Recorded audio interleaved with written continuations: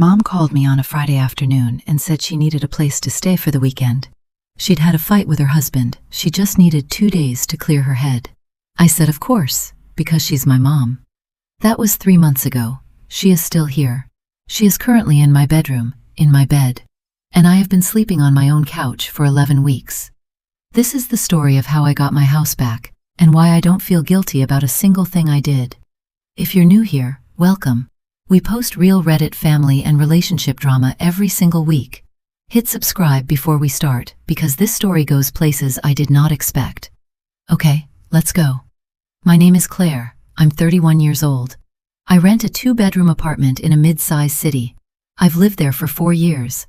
It's mine. I decorated it. I pay for it. I built it into a space that finally feels like home. My mom, Patricia, is 58.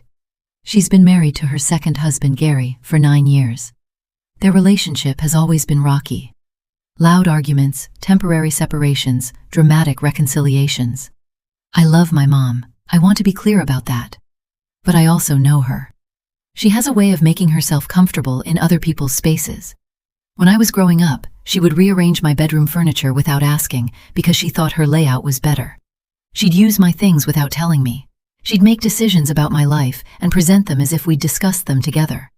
I moved out at 22 specifically to have my own space, and for 9 years, we had a decent relationship because there was distance between us. Then she called on that Friday. Claire, Gary and I had a huge fight. I just need to get out of the house for a couple of days. Can I stay with you? I said yes. I gave her my bedroom because it has the nicer mattress and an attached bathroom. I told myself it was just 2 nights. She arrived Friday evening with 1 suitcase. That should have been my first clue. 1 suitcase for a weekend. It was a very large suitcase. The first few days were actually fine. Mom cooked. We watched movies. She seemed genuinely upset about the situation with Gary, and I was glad I could be there for her. By the end of the first week, she hadn't mentioned going back. I asked, gently, how things were going with Gary. She said, "Oh, we're not speaking yet. I'll figure it out." I said, "Okay. Do you have a sense of when you might head back?" She looked at me like I'd asked something offensive. "Claire, I just got here." It had been 6 days. Week 2, she started making changes. Small things at first. She moved the kitchen items around because she found my layout inefficient. She replaced my dish soap with a brand she preferred.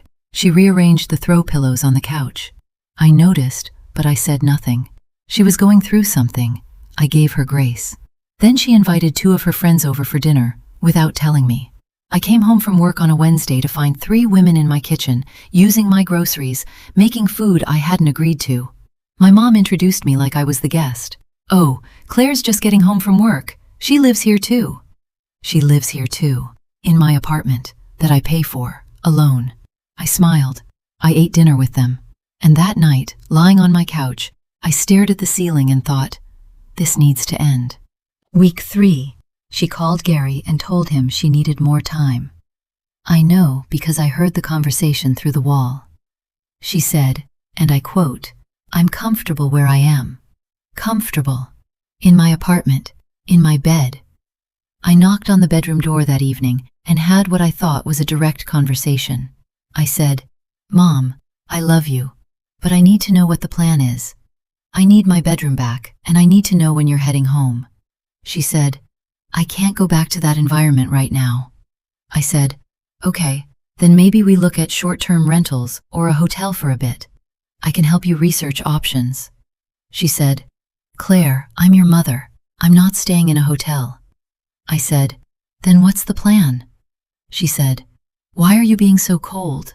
I needed you and you're trying to kick me out." I was not trying to kick her out. I was trying to have a conversation about timelines.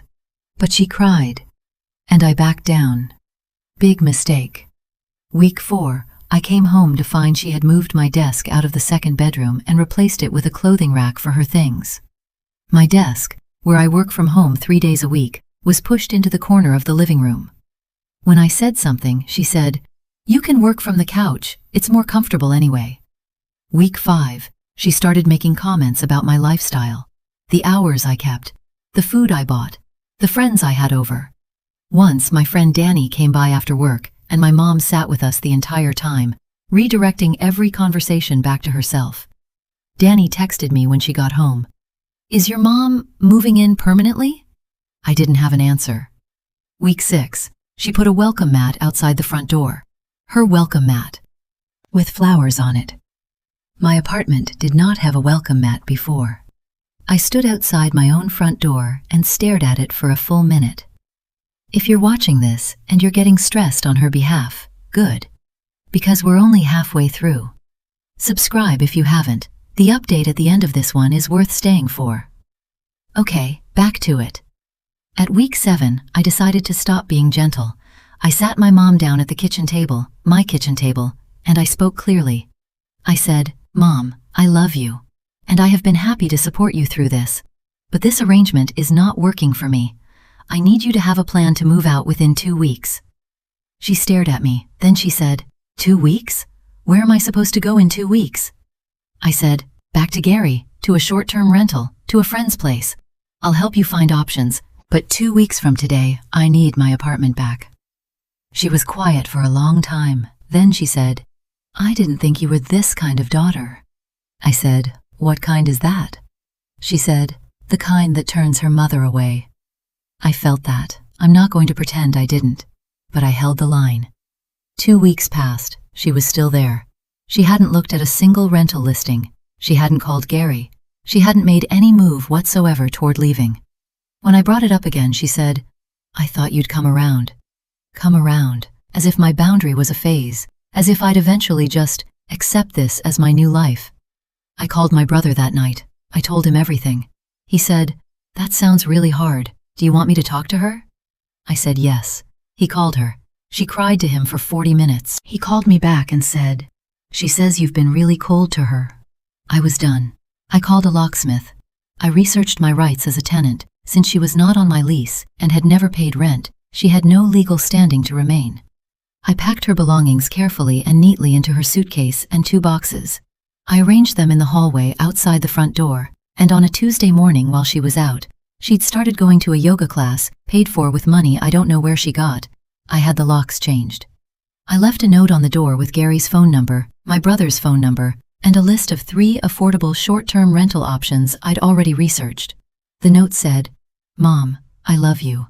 Your things are in the hallway. The locks have been changed. Please call Gary or David. I am here if you need help finding a place, but I am not able to let you back into this apartment. I'm sorry it came to this." She called me 17 times in the next 2 hours. I let every call go to voicemail. She called my brother. She called my aunt. She called 2 of her friends. Everyone called me. My aunt said I was heartless. My brother said I should have given her more warning. One of her friends left me a voicemail calling me a disgrace. I listened to all of them. And then I put my phone face down and made myself dinner. In my kitchen. At my table. And for the first time in 11 weeks, I sat in my own apartment in actual silence. It was the best meal I'd had in months. I posted the story on Reddit that night because I genuinely needed to hear whether I had done something wrong. The response was overwhelming. Here's what people said. She put out a welcome mat at your apartment that she moved into without being invited. I'm sorry, but that welcome mat sent me. You gave her 7 weeks, 2 direct conversations, a formal deadline, and a list of rental options. You did everything right. She chose not to take any of it seriously. That's not on you. I love how the brother said, "You could have given her more warning, sir." She gave her 2 weeks. What more warning does a 58-year-old adult woman need? Your aunt called you heartless. Your aunt is not sleeping on her own couch. The "I didn't think you were this kind of daughter" line is classic guilt manipulation. She was banking on you feeling too guilty to follow through. You followed through. Good. I moved my mom in for 2 weeks once. She stayed for 8 months. My only regret is that I didn't change the locks at month 3. You did the right thing. Full stop. That last one I read 3 times because it reminded me that this pattern, the temporary visit that becomes permanent, is more common than I realized. And the guilt? Also common. But guilt doesn't mean you were wrong. Sometimes guilt just means you were raised to put other people's comfort above your own. And unlearning that is hard, but necessary. Now, the update. Because yes, there is one. My mom called Gary that night. He came and picked her up. As of right now, they are back together and living at home. My brother called me 2 weeks after everything happened. He said, "Okay, I get it now." Apparently, Mom had told him she was going to stay at my place for the foreseeable future, her words, and had actually started telling people she'd moved to my city. She'd told her friends at yoga that she was living with her daughter. Not visiting, living. My brother said, "She was never planning to leave, was she?" I said, "No, I don't think she was." He was quiet for a moment. Then he said, "I'm sorry I didn't believe you sooner." That apology meant a lot. As for my mom and me, we've spoken twice since then. Both conversations were short, polite, surface level. She has not apologized. She still refers to what I did as the time you locked me out, not the 3 months she moved into my apartment without consent, not the welcome mat she put on my door, not the deadline she ignored, just the time you locked me out. I've accepted that she may never see it differently, and I've also accepted that's okay, because I know what happened. I asked for my space back, kindly, repeatedly, and when kindness didn't work, I used a locksmith, and I would do it again. So tell me, was she wrong for changing the locks?